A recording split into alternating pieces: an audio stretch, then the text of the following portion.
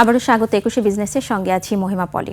দর্শক, এখন রয়েছে দেশের পাট ও পাটজাত পণ্যের রপ্তানি পরিস্থিতি নিয়ে বিশেষ আলোচনা।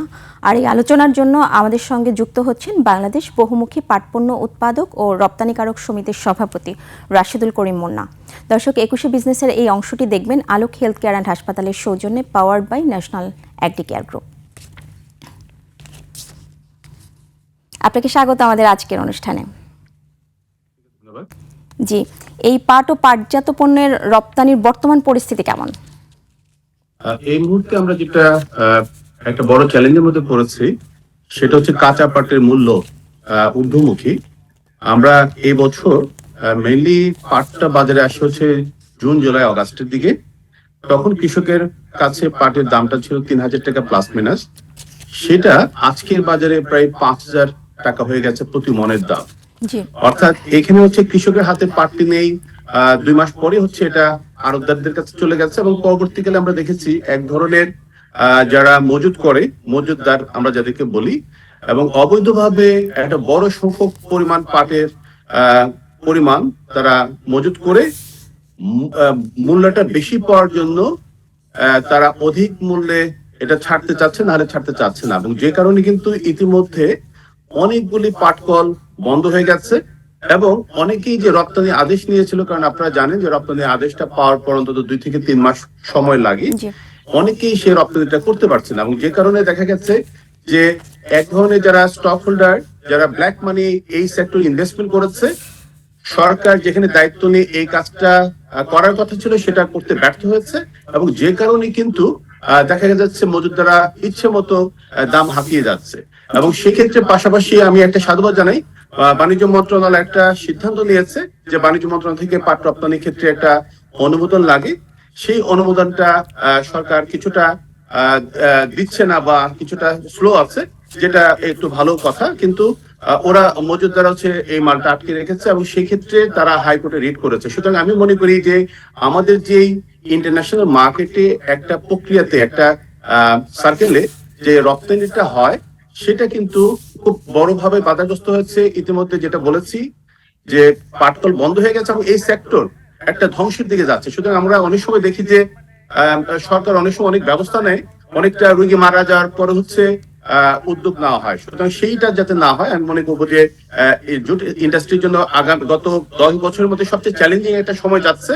কারণ হচ্ছে শুধুমাত্র কাঁচা পাট রপ্তানি করে আমরা কিন্তু খুব বেশি লাভবান হতে পারি না। আমরা যে এক্সপোর্টের যে ফিগার গুলা দেখেন, সেখানে আমরা ১০ থেকে ১৫% আমরা কাঁচা পাট রপ্তানি করতাম।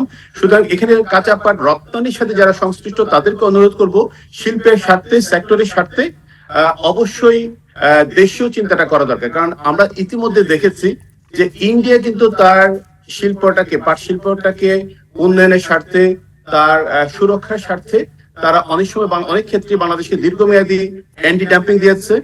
আমাদের যেই রপ্তানির ধারাবাহিকতা আছে, বেনাপোল স্থলবন্দর দিয়ে যেত, সেটা হচ্ছে নৌপথে যাওয়ার ব্যবস্থা করেছে। এই জায়গাতে আমরা দেখছি যে এই যে কাঁচা পাট রপ্তানিকারক যারা আছে, তারা ইন্ডিয়াকে মূলত সাপ্লাইটা দিতে যাচ্ছে, কারণ ইন্ডিয়াতে আসলে হচ্ছে পাট কল অনেক আছে এবং আমাদের মূল প্রতিযোগিতা হচ্ছে ইন্ডিয়ার সাথে। সুতরাং আমরা যেখানে শিল্প যদি ধ্বংস হয়ে যায়, সেই ক্ষেত্রে তো আমাদের অস্তিত্বের প্রশ্ন, যেটা আপনি শুরুতে প্রশ্ন করেছেন যে রপ্তানির অবস্থাটা কি।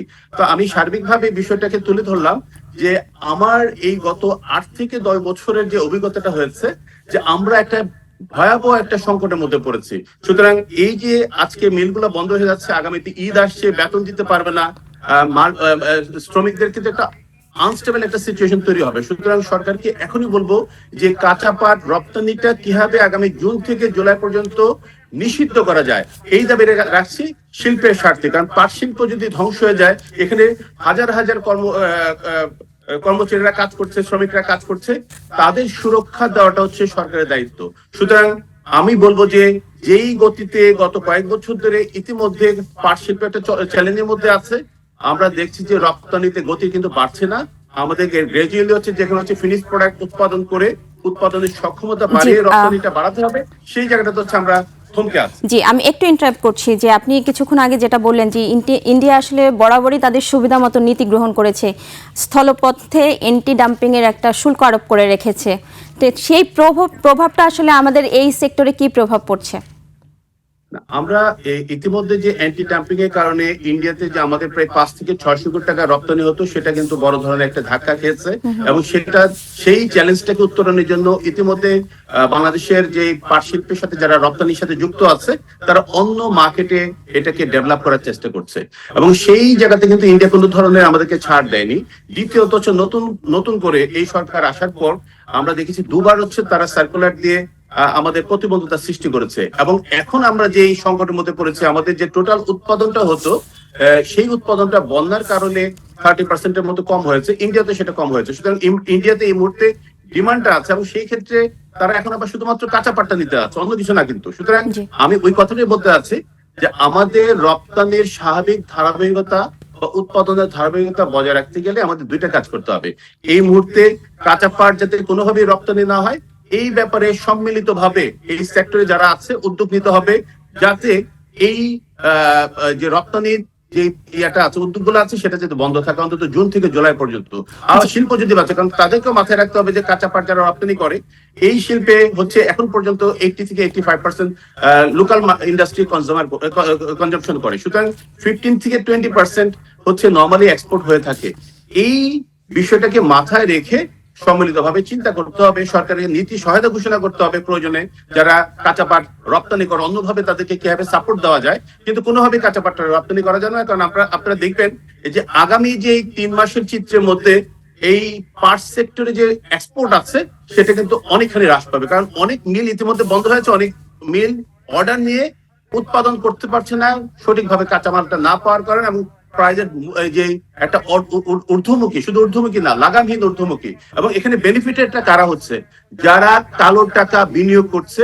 আমরা ইতিমধ্যে জেনেছি যে অনেকেই এই শিল্পের সাথে সংশ্লিষ্ট না, তাদের কাছে প্রচুর টাকা আছে, তারা এই পাটটাকে মজুত করে এই শিল্পকে একটা জিম্মি করে ফেলেছে। সুতরাং এই জায়গাতে হচ্ছে শিল্পের উন্নয়নের জন্য একটা স্বাভাবিক পরিস্থিতি দরকার, যেটা ইন্ডিয়াতে আমরা দেখেছি যে প্রতি বছর যে পাট উৎপাদন হয়, তার কস্ট অফ প্রোডাকশনটাকে অ্যানালাইসিস করে 20 থেকে 25% যাতে কৃষকরা পায়, বেনিফিট হয়, সেই ব্যাপারে উদ্যোগ নেয়। পাশাপাশি একটা সাপোর্ট দেওয়ার জন্য র মেটেরিয়ালস গুলো যাতে মিল কর্তৃপক্ষ পেতে পারে, তার জন্য সরকার একটি নীতি সহায়তার মাধ্যমে ফাইন্যান্সিয়াল অ্যাসিস্ট্যান্স দিচ্ছে।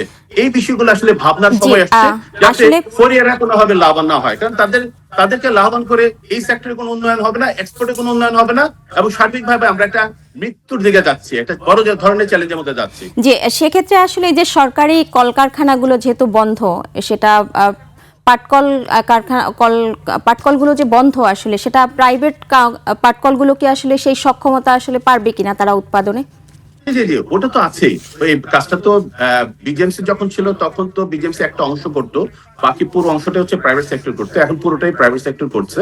তা এই জায়গাতে হচ্ছে ইতিমধ্যে অনেক উদ্যোক্তা আছে যারা আধুনিক প্রযুক্তির পাটকল স্থাপন করতে যাচ্ছে, 4-5 জন ইতিমধ্যে করেছে। সেই জায়গাতে হচ্ছে মূল চ্যালেঞ্জটা হচ্ছে, আমি যেটা বলছি সিরিয়াসলি, যে যেহেতু একটা সময় উপযোগী ইস্যু, যে কাঁচা পাট একটা হচ্ছে অনিয়ন্ত্রিত পরিস্থিতির মধ্যে পড়েছে। মার্কেটের যে স্বাভাবিক পরিস্থিতিতে পাটের দামটা নির্ধারণ করা উচিত ছিল বা থাকা উচিত ছিল, সেটা নেই। এবং সেটা মূল কারণটা হচ্ছে একটা বড় অংশ শুধু কাঁচা পাট হিসেবে রপ্তানি হয়ে যাচ্ছে, যেটা আমরা চাই না। আমরা চাই যে এখানে যে ইয়ার্ন ইন্ডাস্ট্রি আছে, এখানে যে ট্রেডিশনাল ইন্ডাস্ট্রি আছে, এখানে যে ডাইভার্সিটি প্রোডাক্ট যারা করছে, তারা যাতে সঠিকভাবে সঠিক মূল্যে একটা কম্পিটিটিভ প্রাইসে কাঁচা পাটটা পেতে পারে। এবং এই পাওয়ার ক্ষেত্রটা যেহেতু একটা চ্যালেঞ্জের মধ্যে পড়েছে, সুতরাং সার্বিকভাবে 3টা সেক্টরই, যারা হচ্ছে ইয়ার্ন এক্সপোর্ট করছে, ট্রেডিশনাল পণ্য উৎপাদন করছে, বা যারা ভ্যালুডেড ডাইভার্সিটি প্রোডাক্ট উৎপাদন করছে, রপ্তানি করছে, তারা কিন্তু এই সেক্টরে একটা বড় ধরনের ধাক্কা খেয়েছে ইতিমধ্যে।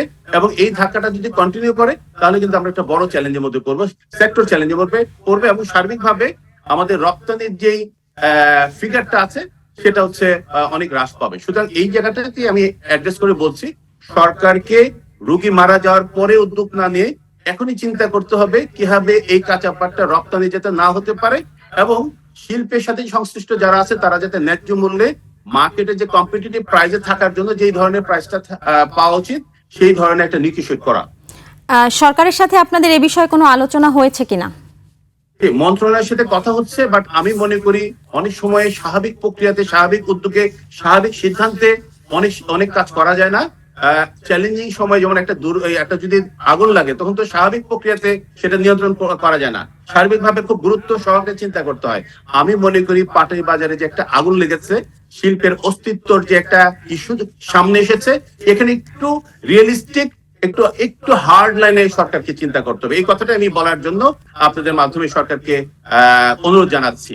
এবং সেই ক্ষেত্রে সরকার যদি এই বিষয়টাকে গুরুত্ব না দিয়ে, সর্বোচ্চ গুরুত্ব না দিয়ে খুব দ্রুততার সাথে যদি উদ্যোগ না নেয়, তাহলে কিন্তু এই শিল্প বড় ধরনের একটা ধাক্কা খাবে, যেটা মেটাতে আগামী 3 থেকে 5 বছর লাগবে এটা থেকে বেরিয়ে আসতে। কারণ অনেক বাইরে চলে যাবে, কারণ অনেক বাইরে হচ্ছে, আমরা ইতিমধ্যে দেখেছি যে যারা জুট বেসড প্রোডাক্ট গুলা কিন্তু তারা এই উচ্চ মূল্যের কারণে গ্রাজুয়ালি তারা অন্যান্য মেটেরিয়ালসে চলে যাচ্ছে, অর্থাৎ জুটের যে অল্টারনেটিভ যে সোর্স গুলো আছে বা প্রোডাক্ট গুলি আছে সেই দিকে তারা হচ্ছে আস্তে আস্তে কনভার্ট করছে। সুতরাং এই যে একবার যদি কনভার্ট করে, তখন কিন্তু সে দ্বিতীয়বার ব্যাক করবে না জুট নেওয়ার ক্ষেত্রে। সুতরাং এই জুটের দামেরও একটা সহনীয় মাত্রা রাখা দরকার, কারণ কটনের দাম কিন্তু সেভাবে বাড়েনি। এই জিনিসটাকে মাথায় রাখতে হবে। জি, আমরা একটি বিরতি নিয়ে আসবো, এই বিষয়গুলো নিয়ে আমরা আবারও আলোচনায় ফিরবো।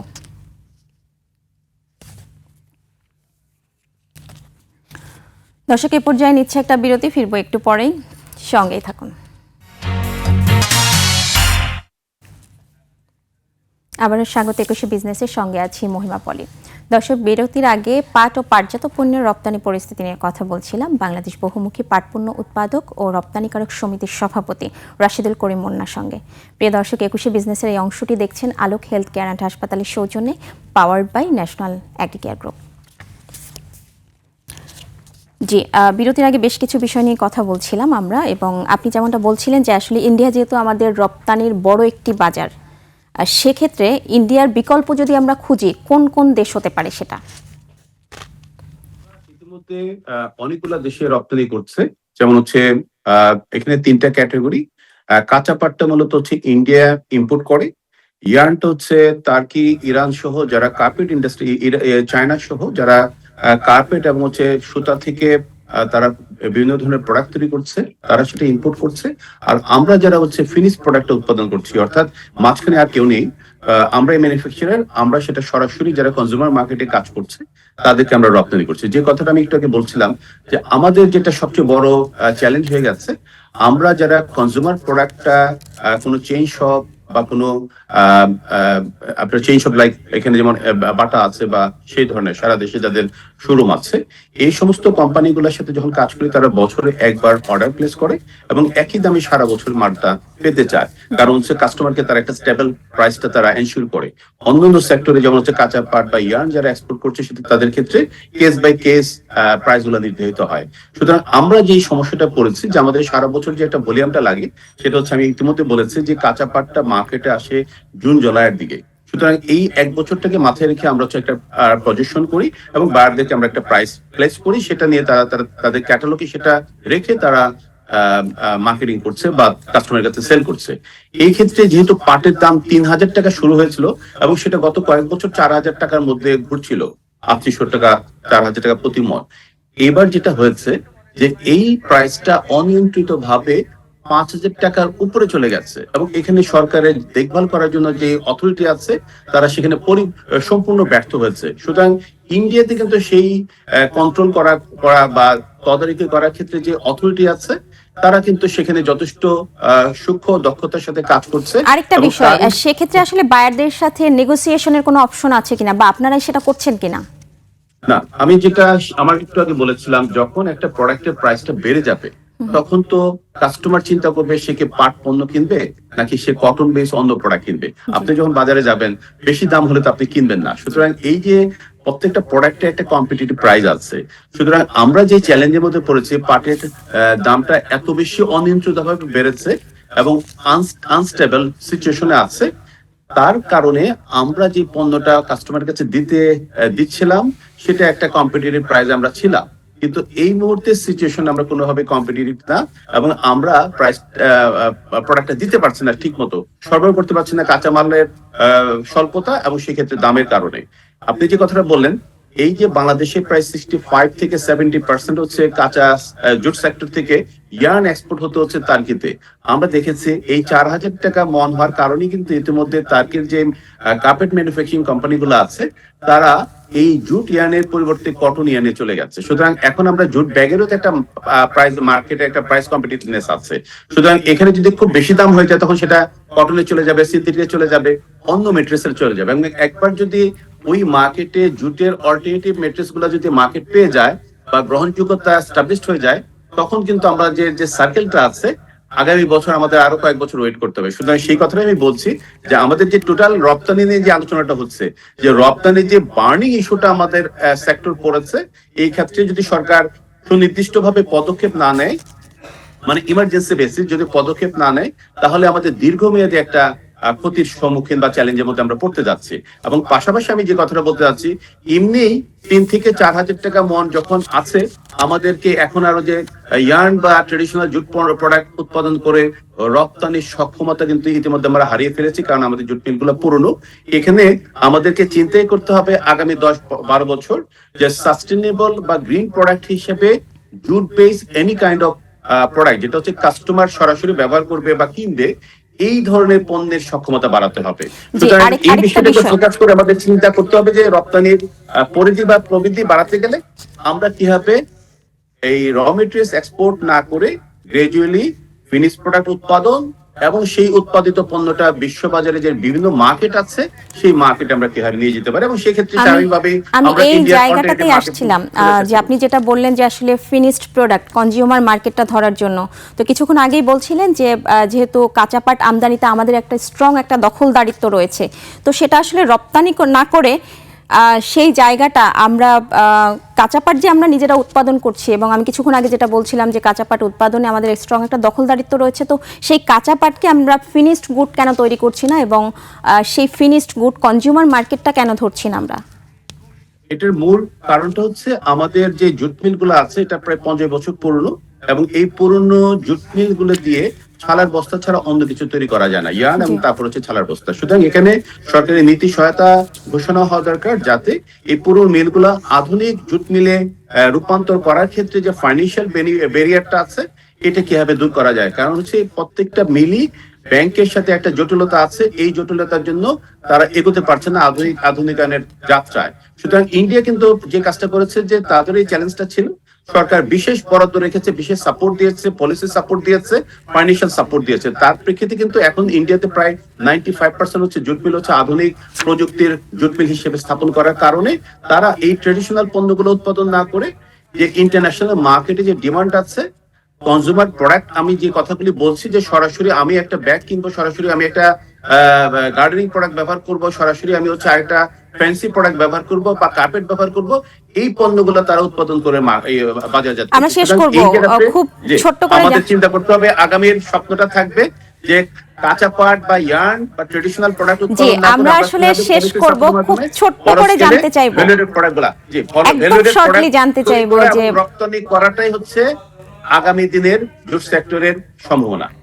আমরা একদম ছোট্ট করে জানতে চাইবো যে এই যে ফিনিশড গুডস আমরা হচ্ছে এটার রপ্তানি বাড়াতে সরকারি কি কি ধরনের পদক্ষেপ নেওয়া উচিত এই মুহূর্তে? আমি মনে করি আধুনিকায়নের যাত্রাটাকে খুব সিরিয়াসলি নেওয়া দরকার, পাশাপাশি research, product development, market development এবং এই প্রোডাক্টগুলি তৈরি করার ক্ষেত্রে যে স্কিলের ঘাটতি আছে সেই স্কিলটাকে কিভাবে আপগ্রেড করা যায়, সরকারকে এই বিষয়গুলোকে সমন্বিত চিন্তা করতে হবে। এবং এই জায়গায় আপনাকে অনেক ধন্যবাদ। আমরা একেবারে শেষ পর্যায়ে চলে এসেছি। ধন্যবাদ আজকে আমাদের সঙ্গে যুক্ত হবার জন্য। জি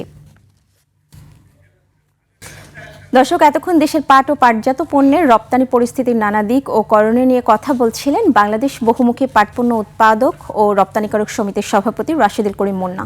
নিচ্ছে একটা বিরতি, 2টা 30 মিনিটে আবারও ফিরে আসবো 21শে বিজনেসে। দেখার আমন্ত্রণ রইল, 21-এর সঙ্গেই থাকুন।